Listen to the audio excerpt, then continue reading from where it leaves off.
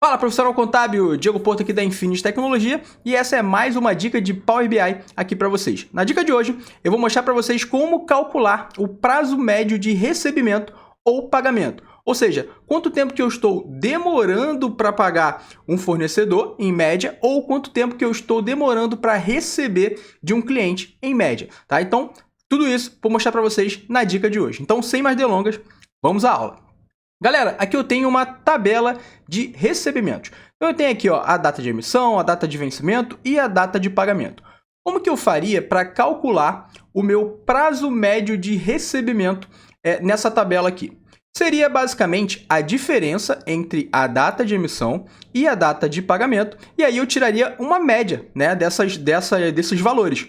Tá? Então, como é que eu poderia fazer de uma forma que não seria a ideal? Tá? Então, eu faria o seguinte, eu poderia vir aqui e criar, vir em ferramentas da tabela, e criar uma nova coluna.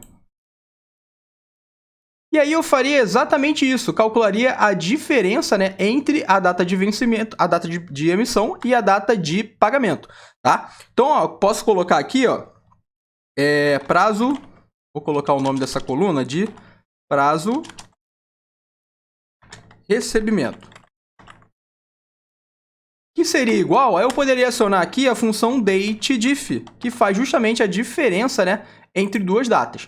Então eu colocaria a primeira data aqui, que seria a data de emissão, vírgula, a data de pagamento, vírgula, e eu pediria para trazer essa diferença em dias, ou se eu quisesse analisar por mês, tá? Poderia ser também, tá? Então, colocar aqui dias, e aí eu vou fechar a minha função dateDiff. Show de bola?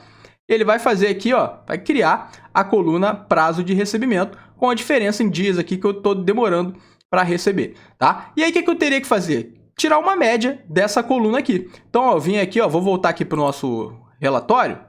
Vou vir aqui em medidas financeiras, 3 pontinhos, nova medida. E aqui eu vou colocar, prazo médio, recebimento. Vou colocar aqui, versão 1, vou colocar V1. Que seria basicamente igual a uma average, ou seja, uma média. Average. Average de quem? Da minha coluna prazo recebimento. Show? Criei aqui a minha medida e eu posso colocar ela aqui num cartão, por exemplo. Eu vou colocar um cartãozinho aqui, Criei um cartão e vou jogar prazo médio de recebimento para cá. Eu aqui, 44,93, eu vou arredondar, né? Vou colocar aqui, como número inteiro. Ele vai arredondar aqui, vai dar 45. Então, em média, eu demoro 45 dias para receber dos meus clientes. Só que essa não seria a melhor maneira, tá, pessoal? Não seria a maneira mais performática, porque eu acabei criando uma coluna para fazer um cálculo adicional. Isso ocupa espaço no meu projeto e pode, dependendo do tamanho da minha base, pode deixar o meu projeto mais lento, tá? Então, não seria a melhor forma fazer desse jeito aqui que eu mostrei para vocês, tá? Eu vou deixar... aqui para a gente ver justamente que vai dar o mesmo resultado da outra forma que eu vou fazer aqui, tá? Então, o que eu vou fazer aqui? De novo, medidas financeiras. Deixa eu clicar fora do meu visual aqui, Medidas financeiras. Nova medida. E o que eu vou fazer agora? Eu vou utilizar uma medida que eu vou fazer todo esse cálculo de uma vez só, sem ter que criar nenhuma coluna adicional, tá? Que vai ser aqui, vou dar um nome aqui, de prazo recebimento V2, que vai ser igual... Aqui, pessoal, eu vou acionar uma função que faz uma média, mas que faz o cálculo linha a linha, que é a average x. Ou seja, ela vai fazendo linha a linha, fazendo o cálculo que eu pedi aqui, e depois ela vai tirar uma média da coluna. Então, eu vou colocar aqui, average x. Tá? Beleza, a average x ela me pede o quê? Uma tabela. Qual tabela que eu quero fazer o cálculo? É a F recebimentos. Tá? É a tabela que eu quero fazer o cálculo. Informei a tabela, agora eu tenho que colocar a expressão. Qual o cálculo que eu quero fazer? O cálculo que eu quero fazer é justamente aquele que a gente fez na coluna. A diferença entre a data de emissão e a data de recebimento. Data de pagamento, no caso aqui, né? Mas é data de recebimento, mas está com o nome data de pagamento. Tá? Então aqui eu vou acionar aqui a dateDiff. dateDiff. E do mesmo jeito, data de emissão. com a data de pagamento, diferença em dias, fecho a minha função dateDiff e fecho aqui a minha função averageX. Fiz isso. Beleza, ele criou aqui, ó, prazo médio recebimento V2. Aqui, ó, V1 e V2. Tá? O que eu vou fazer aqui? Eu vou dar um Ctrl+C, Ctrl+V no cartão. Ele criar um novo cartão aqui para mim. E aqui no cartão eu vou arrastar a prazo médio recebimento V2. Ó, vocês vão ver que vai dar o mesmo resultado, ó. Vou vir aqui na medida, vou colocar aqui como número inteiro. E ele arredonda aqui para 45. Então, deu o mesmo resultado, tá?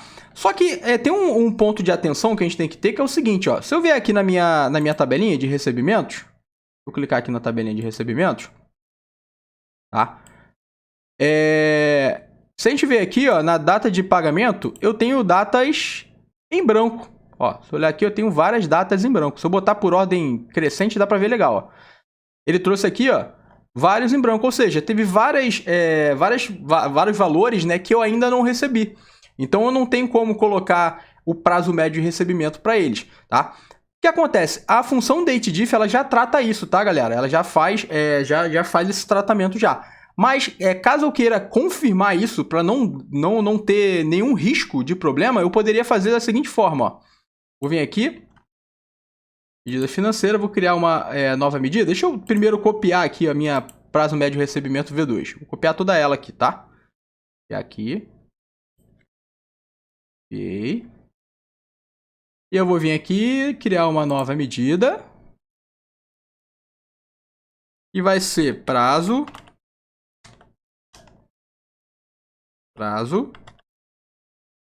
recebimento V3. E aqui eu vou colar a medida que eu já tinha criado, só que aqui na tabela, o que eu vou fazer? Ó? Ao invés de colocar direto a F recebimentos, eu vou criar um filtro. Vou colocar aqui um filter, chamar aqui a função filter. Vou colocar a tabela F recebimentos, aqui na função filter, e eu vou filtrar da seguinte forma: eu quero tudo que no status estiver igual a realizado. Beleza? Então, ou seja, ele só vai filtrar na minha tabela de recebimento o que tiver como realizado. Ou seja, ele não vai pegar nenhuma linha, né, que a coluna de data de pagamento está em branco, tá? Então, ó, dá uma vírgula aqui. Beleza? Agora aqui eu fecho de novo, ó.